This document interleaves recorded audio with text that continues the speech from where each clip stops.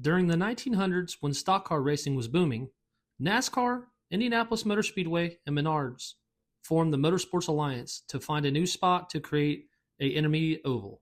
After multiple failed proposals at DuPage Airport in the town of Plano, Joliet was finally chosen when Motorsports Alliance teamed up with Route 66 Raceway in 1999. The groundbreaking ceremony followed with Dale Earnhardt being the dignitary for the event. In 2001, the track was completed with a cost of $130 million. It was a beautiful 1.5-mile tri-oval intermediate speedway with 18-degree turns and an 11-degree front stretch and an 8-degree backstretch. The first testing at the track was with drivers John Andretti and Scott Sharp for the Cup Series. Chicagoland finally opened to the public on July 12, 2001, and the first race at the track was the NASCAR Busch Series, with Jimmie Johnson winning. The first Cup race, however, would be the following day, where Kevin Harvick won the race in dominant fashion, leading 113 laps, driving the number 29. In 2002, Kevin Harvick would end up going back-to-back, beating out Jeff Gordon by stretching out a fuel run and climbing up through the field to victory lane. In 2003, Tony Stewart would get the pole, but couldn't beat out Ryan Newman driving the number 12 Dodge for Penske by stretching his fuel mileage to coast across the finish line and secure his third win of the season.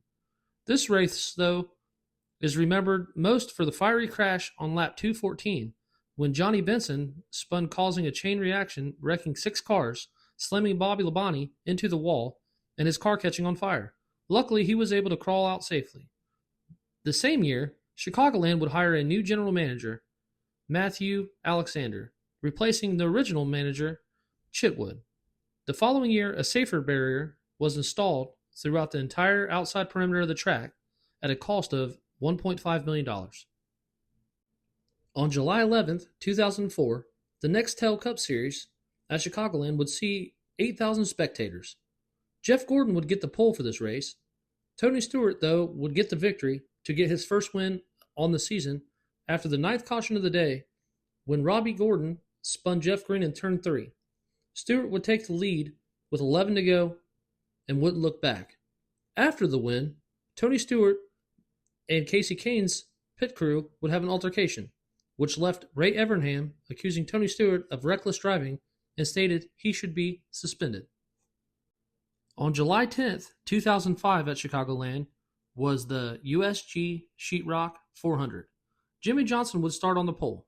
Matt Kenseth would have a great day leading 176 laps, but a better pit strategy by Dale Earnhardt Jr. driving for DEI, and with him only taking 2 tires, would beat out Matt Kenseth and go to victory lane, which would be his 17th win of his career and his only win of the season.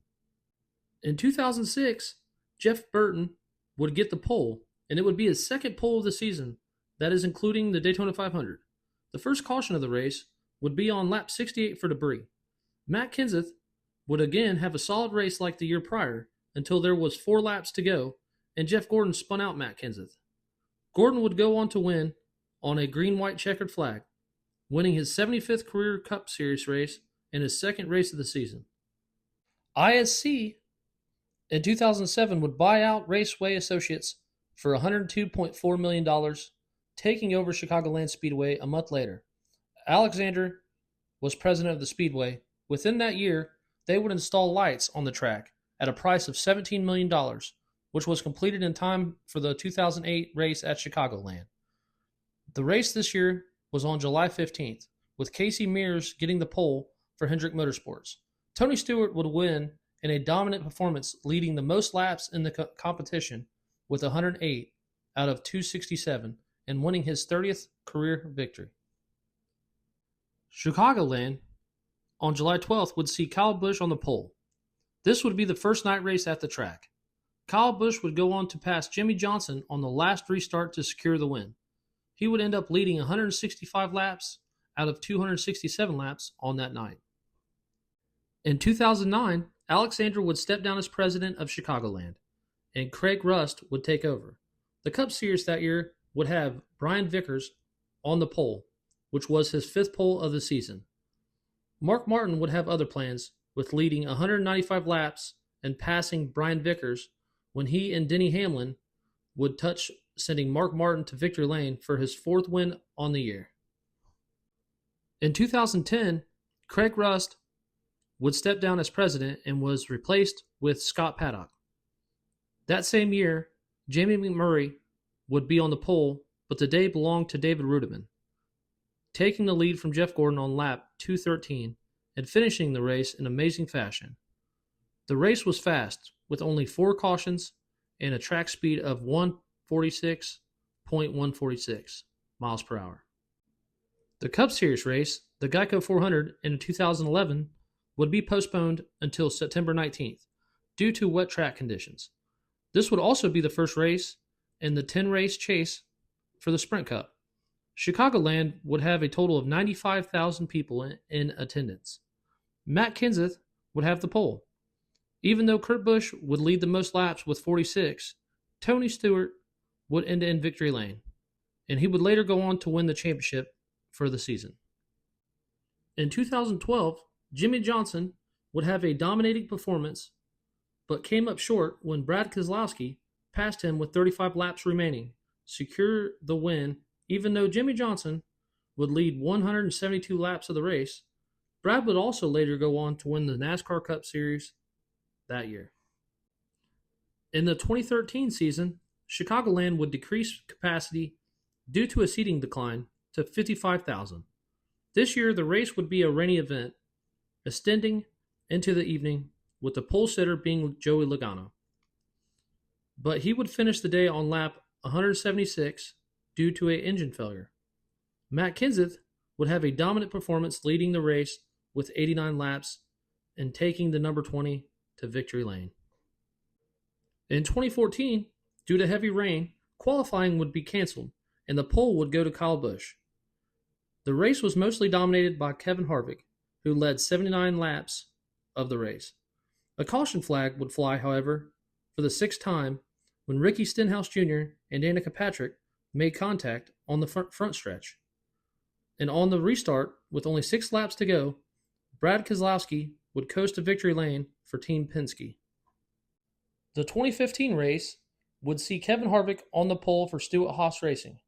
Kyle Busch would lead the most laps with 121. Dennyhamlin would have an amazing race, starting 29th and went a lap down after spinning on lap 2. At the end of the race, due to a caution for debris on the track, they restarted with 5 laps to go. Hamlin would pass underneath Kurt Busch to win the race for his 26th career victory and the 5th win at Chicagoland for Joe Gibbs Racing. In 2016, at the Teenage Mutant Ninja Turtles 400, Kyle Busch would get the pole due to rain the prior day. The race would be entertaining with 17 lead changes among 9 different drivers. Martin Truex Jr. would again gain ground on Chase Elliott, but was not good enough to catch him until the number 95 of Michael McDowell shredded a front tire and would bring out the caution with 5 laps to go and forced overtime.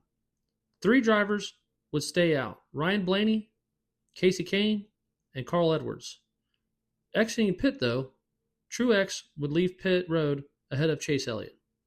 The race restarted with 2 laps to go. Ryan Blaney's tires was no match for Truex, who would pass him to go to victory lane.